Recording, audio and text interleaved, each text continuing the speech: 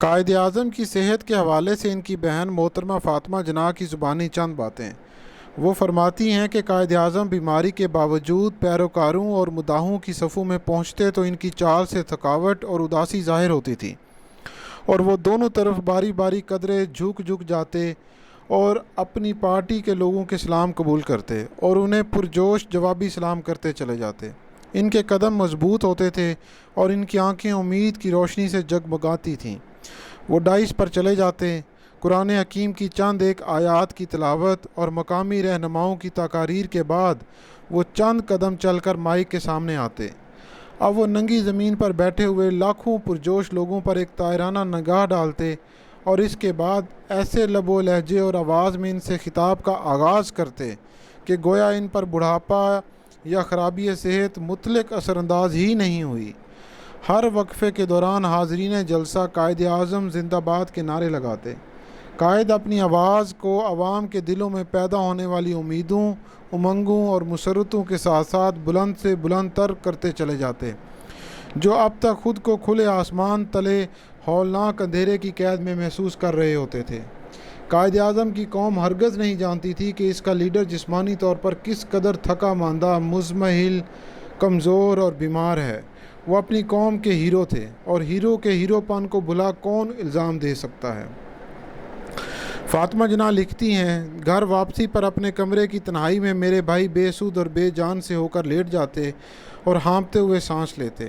تاریخ کے دوسرے بہت سے مشاہیر کی طرح وہ تنہائی میں زیادہ آرام محسوس کرتے تھے، مگر ان کے اندر دہکتی ہوئی آگ اپنی قوم کے دلوں کو دور سے بھی گرمائے رکھتی تھی۔ خوش قسمتی سے وہ اپنی مرضی کے مطابق سونے کی صلاحیت کے بھی مالک تھے، چنانچہ دن بھر کی پریشانیاں اور تفکرات ان کے تحت الشعور کے باہر تک ہی محدود رہتے تھے۔ البتہ ہر صبح کے ساتھ ان کے نام تازہ خطوط، تازہ درخواستیں آ جاتی اور نئے نئے مسائل اور بھاری بھرکم معاملات فیصلوں کے منتظر ہوتے۔ محترمہ مزید لکھتی ہیں کہ قائد ایک ایسی روح تھے جو خدمت کے لیے بے قرار تھیں، اور وہ روح ایک ایسے جسم میں تھی جو کام اور خرابی صحت سے ٹوٹ چکا تھا۔ کئی سال تک ان پر بخار کسی کیفیت طاری رہی۔ بخار کے بار بار کے حملوں نے ان کے جسم کو لاغر کر دیا تھا۔ میں نے انتہائی افسوس اور کرب کے ساتھ دیکھا کہ 1947 میں کامیابی کے اس عظیم لمحے میں بھی جب پاکستان بنا، قائد اعظم کی جسمانی صحت کسی بھی لحاظ سے اطمینان بخش نہیں تھی۔ ان کی بھوک برائے نام رہ گئی تھی، بلکہ بالکل ہی ختم ہو چکی تھی۔ چنانچہ انتہائی توجہ اور محبت سے بنائے گئے کھانے بھی انہیں کھانے کی طلب پر آمادہ نہیں کرتے تھے۔ ان کی زندگی بھر کی اپنی مرضی سے سو جانے کی عادت اب غائب ہو چکی تھی، اور وہ مسلسل کئی راتوں تک بے خوابی کے عالم میں تکیے پر کروٹیں بدلتے اور جاگتے رہتے تھے۔ ان کی کھانسی میں اضافہ ہو گیا تھا، اور اس کے ساتھ حرارت بھی اب زیادہ رہنے لگی تھی۔ فاطمہ جناح لکھتی ہیں، انہی دنوں کا ایک واقعہ ہے کہ قائد اعظم کے اعزاز میں کراچی کلب میں ایک عشائیہ دیا گیا۔ اس موقع پر انہوں نے کہا، مس فاطمہ جناح میرے لیے مسلسل امداد اور حوصلہ افزائی کا ذریعہ رہی ہیں۔ ان دنوں جب مجھے اندیشہ تھا کہ برطانوی حکومت مجھے گرفتار کر لے گی، یہ میری بہن ہی تھی جس نے مجھے حوصلہ دیا اور بہت سی امید افزا باتیں کہیں، جبکہ انقلاب آنکھوں میں آنکھیں ڈالے مجھے گھور رہا تھا۔ میری بہن نے میری صحت کا مستقل خیال رکھا۔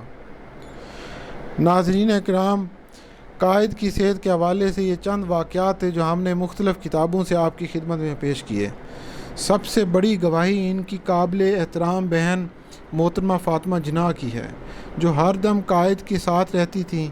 واقعی کون جان سکتا تھا سوائے ان کے کہ جس قائد کے لیے ٹرین سے باہر ہزاروں مسلمان نعرے لگا رہے ہوتے تھے، وہ جسمانی طور پر بیماری سے کس طرح لڑ رہا تھا، گر پڑتا تھا، مگر عزم و ہمت کی یہ چٹان تھی جو کسی دوسرے پر ظاہر نہ ہونے دیتی تھی کہ اس شخص کو اندر سے کتنی تکلیف ہے۔ یہی وہ جذبہ تھا جس نے پاکستان تخلیق کیا۔